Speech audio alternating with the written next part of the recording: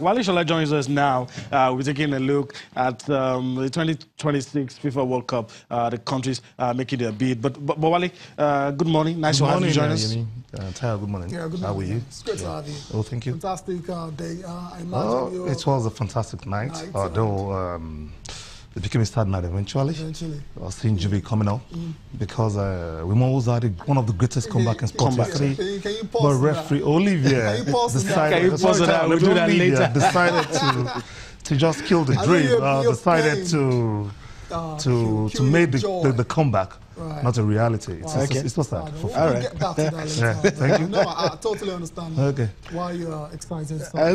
All right. Let's also let's quickly continue where we left off. The inspection team taking a look at the 2026 World Cup. But let's also a very influential person in world football. Let's allow him have his say.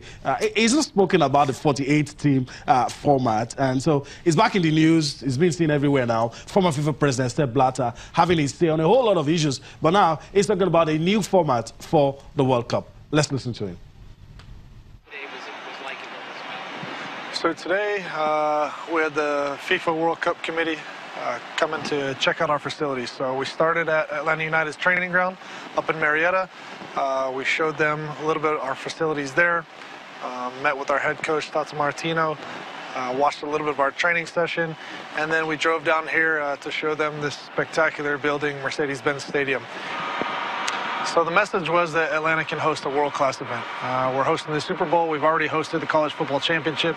We'll host the NCAA Final Four. 10,000 hotel rooms, fantastic stadium with all the new technology, training sites. You know, it's walkable downtown. So, we're really proud of the city, and I think we were able to show a little bit of our fan culture here, the excitement in the city surrounding the soccer team, and just how much that would grow and exponentially be so much greater if we were able to host a World Cup here. So it's been a great day, great event, showcasing our stadium, showcasing our training facility, and yeah, we look forward to hosting in 2026.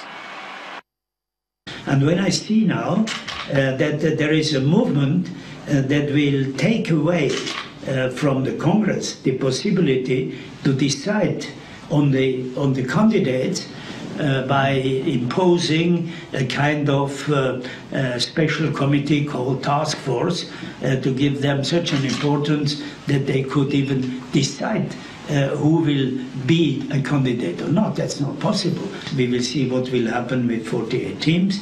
But one thing cannot be done, to play in groups by 3. But in groups by 3, there is always one spectator.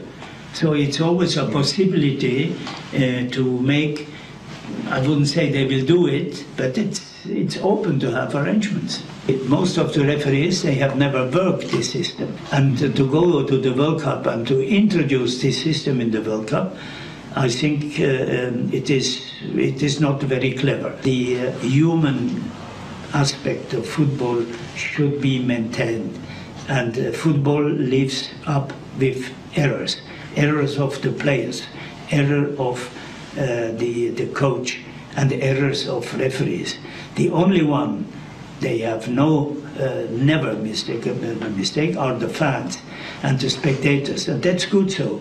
But if those, they don't make any mistake, it's no more mistake on the field of play. All right, welcome back. 2-in-1 right there. So Carlos Bocanegra, former U.S. international, talking about the visit from the task force evaluation team from FIFA. And you also saw the man, former FIFA president, Blatter. All right, guys, let me go to Wale. 2-in-1. Well, let's leave the evaluation. Let's move on from that. But Blatter talking about the 48-team format and also the VAR. Your thoughts quickly on these comments? Okay, yeah, he criticized the VAR, taking the human element from football, which makes it less exciting. For now, it makes it less exciting because with the experiment we've had with VAR has caused more confusion than having improvement in the game. Imagine game being stopped for upward of 3 minutes. And when you do that in football, you take away the thrill, the suspense, the excitement. You understand? There must not be a break. So what I'm thinking that the people behind VAR, they should make the invention more friendly in the sense that more usable. More usable. The time of execution, that is the turnaround time, how is being deployed? It should be reduced. The turnaround time should be reduced. The distraction should be a split second. Spontaneous, yeah. Okay. Yeah, but you can't argue about the fact that the introduction of technology, it is high time. You have to say. Yes. The referees these days they need a lot of help, and we've seen some ridiculous decisions where if the referee probably has a second chance of looking at it again, would have made a different decision. So yeah, I think I like the introduction of VAR, but like I said, like every new thing, there's going to be fine-tune. It's going to take a while before it becomes. Sayo, you know what I was saying earlier is that we shouldn't discard it. For every technology invention, when it becomes usable, you will receive feedback from people that are using it. So from that feedback, you improve on it. Take for example the goal line technology. The goal line technology has able to save us from non-goals and goals. Correct. That was a no-goal in 1966 World Cup. That became a goal. That became a goal. Germans have not forgotten. Just us third goal. It became a goal. Now the English became we are the receiving end in 2010 against the Germans. When Lampard was a clear goal, but it was disallowed. So it's good for us to have a goal line technology. But on the VAR, I'm telling you once again, we should have a split-second system so that the game can continue.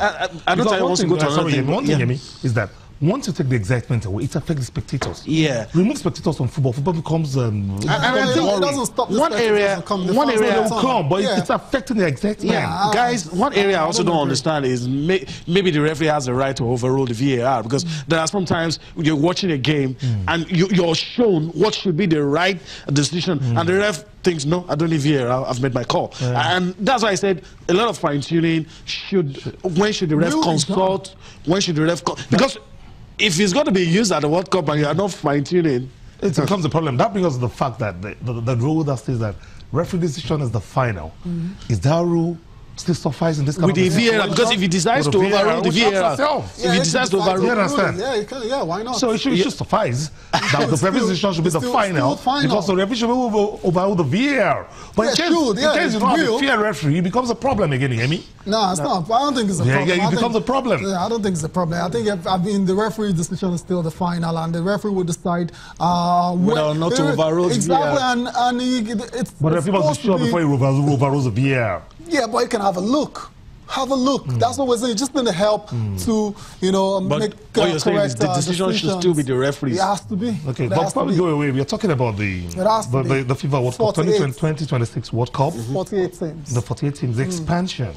Oh, it would be good for some teams to attend the World Cup because the jamboree. It's a money-spending competition. It's a competition that places you on the world map. But the one thing again that we should be very careful.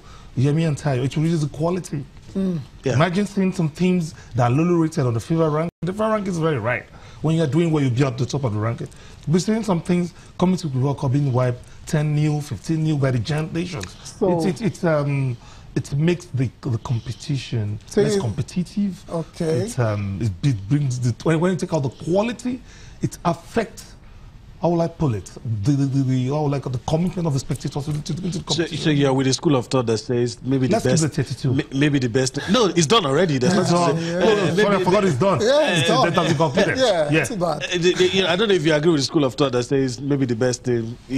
Well, anyhow, we'll move on. It's done. It's done. We'll see how it pans out in 2026. 48 teams. Some people feel it's going to water down the competition, but you never can tell. We've seen teams like South Korea come to the World Cup and absolutely go all the way to the semi-final. So you never can tell. And it's an opportunity for smaller nations, in quotes, to have a feel of football's biggest competition.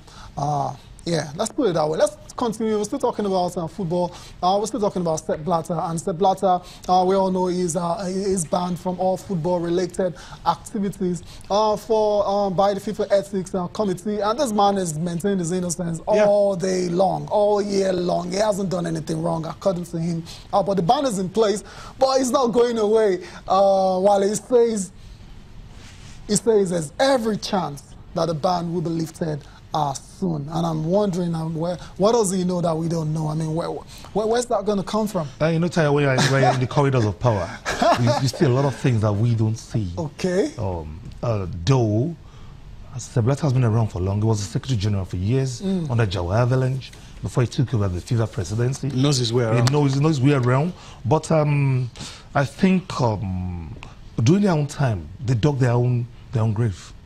There were lots of secrecy that was involved in FIFA, and due to the fact that Russia won the 2018 World Cup against England, and Qatar won the 2022 World Cup against the US.